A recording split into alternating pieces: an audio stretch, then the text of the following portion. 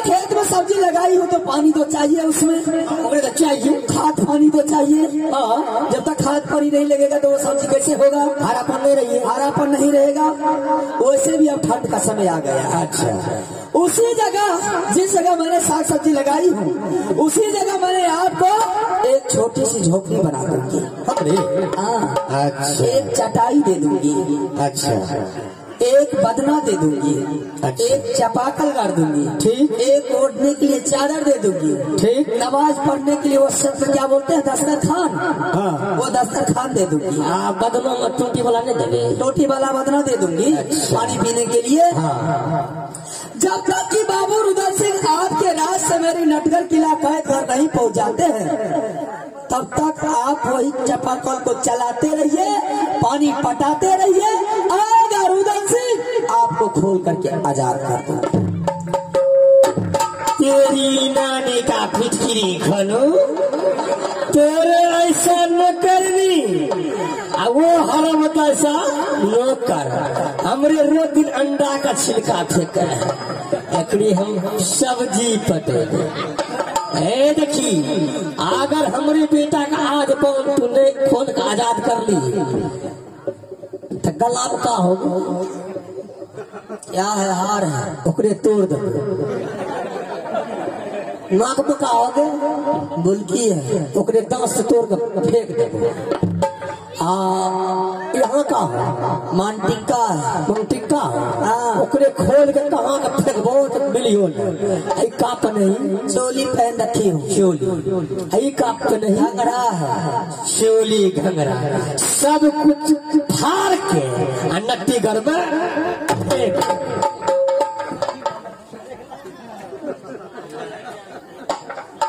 बहुत आगे बढ़ते जा रहा है मन में। अभी आगे कहाँ बढ़ लियो हो? अभी तो हैदराबाद में आइयो, मुरादाबाद टप गलियो समझ जाई।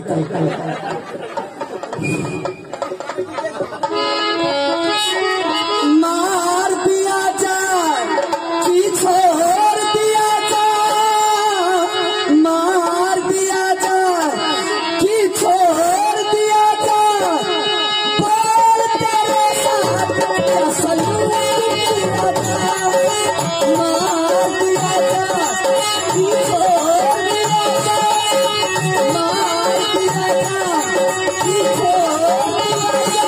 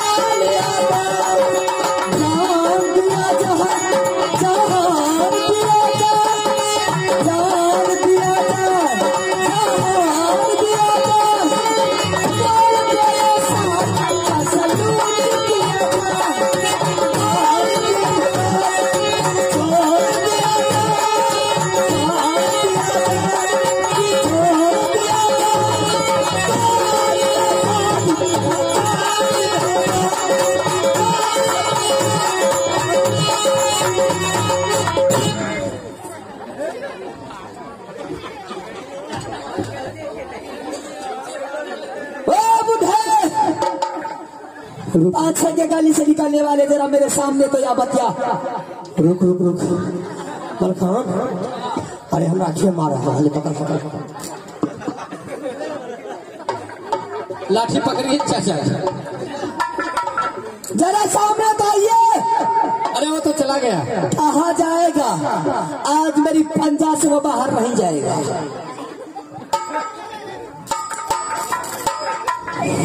तसल्ली से रहिए, आप डरते हैं क्या?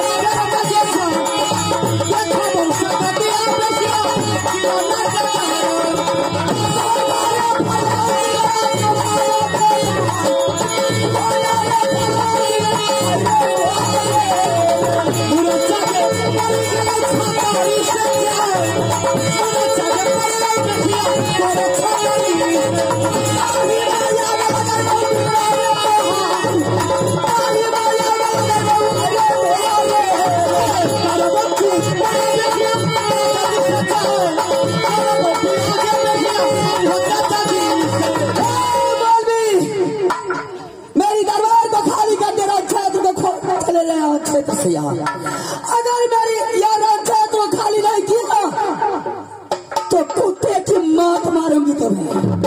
बेशिया, तुम बहुत हद से आगे बढ़ रही हो। अगर तुम्हारे पास में इंसानियत है, अगर आदमियत है, तो तुम मेरे भाई रुदल सिंह को कैद घर से आजाद कर। रुकिए चाचा जी, भागते क्या मिल जाएगी? आराम से रहिएगा, आराम से। मैं जो कह रहा हूँ, रुदल सिंह को कैद घर से आजाद कर दो और मैं तुम लोगों को छोड़ करके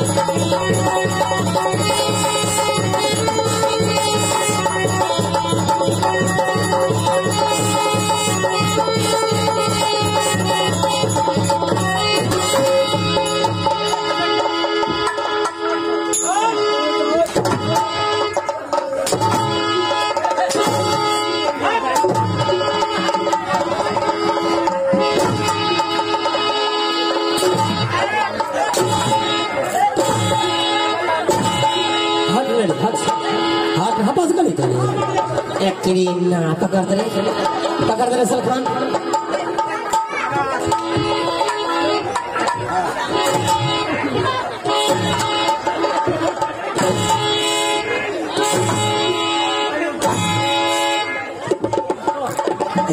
नाम के फिटकरी खोलो, हमरे बेटा का फंसा लगा। और हमारे जादू से बोला है, हिम्मत दिया है, मार दे पहले जिंदगी में ऐसा काम करी है, मार दे।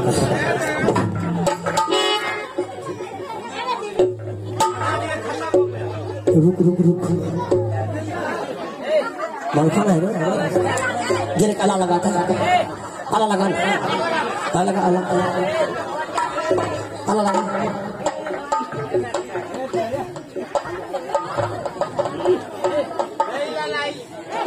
कहाँ है? खत्म हो गया, मर गए।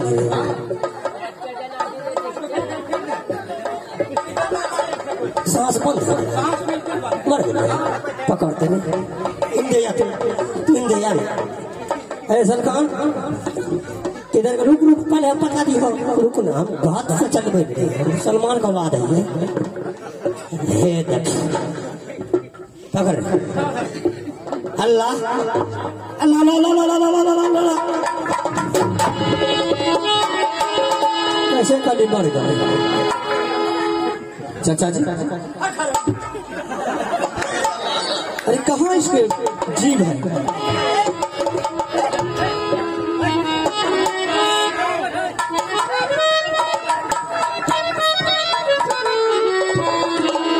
इधर आइए। तेरे कतना गोरा चलाया सभिया पर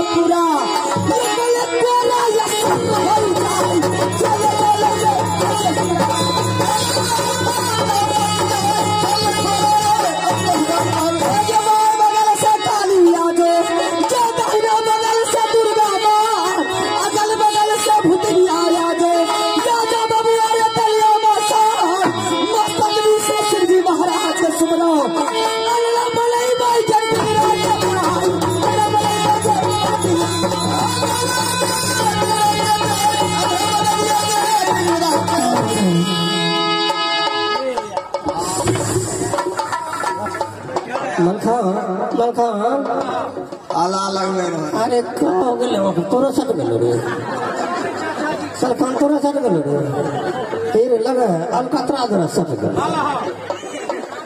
का हुई मौलवी साहब का नाश्ता का समय है, नाश्ता भी कीजिएगा। नाश्ता हाँ हम लोग बुरा आदमी तो नाश्ता तो चाहिए, नाश्ता में खा सको क्या खाइएगा? अंडा उबाल के या ऑमलेट? सुन ना हाँ चूड़ा फ्राई कर दे आ 3-4 अंडा फ्राई करके वही पर रख दे। हाँ ये देखी पानी टीबल का नहीं पिए खोखी हो जाए। कौन सा पानी पीजिएगा? बिस्लरी का पानी पीजिए। ओहो बिस्लहरी का पानी, स्पेशल पानी। हाँ जो पानी टीवी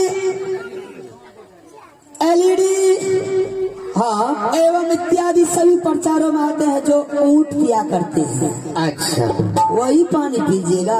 पिला दे पहले नाश्ते करा दे। तो पानी पीने से पहले नाश्ता कर लीजिए। बेचारे मलखान हमने नाश्ता कर दिए, तू और जवान जवान है तनी लेट से करवे, हम बूढ़ा आदमी लोग कर लियो करा दे, थोड़ा सा कर लीजिए नाश्ता, करा दे।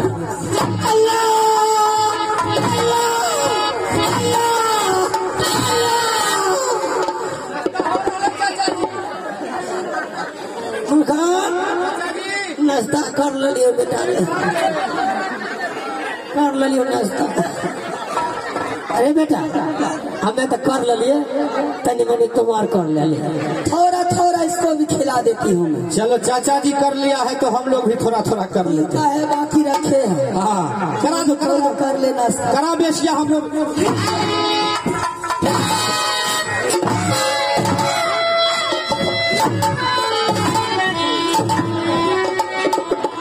चाचा जी हो गलत धर्मजादी कौन नाश्ता किया? अरे भरपेटा नाश्ता दो है। हाँ भूख मिला गलत मौलवी साहब का ट्रेन आ रही है।